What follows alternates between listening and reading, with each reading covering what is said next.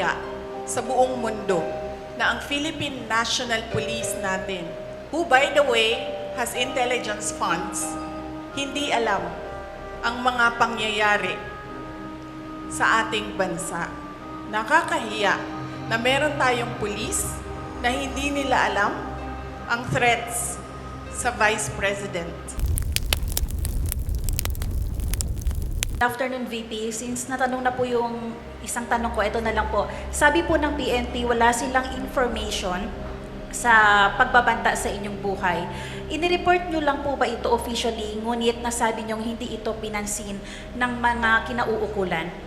Ma'am, nakakahiya sa buong mundo na ang Philippine National Police natin, who by the way has intelligence funds, hindi alam ang mga pangyayari sa ating bansa. Nakakahiya na meron tayong pulis na hindi nila alam ang threats sa Vice President. Nakakahiya yan, ma'am.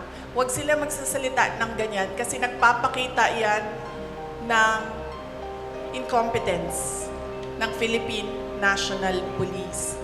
Dapat dyan, kung ako po ay Presidente, Secretary ng DILG, Chief ng PNP, ang sagot dyan ay,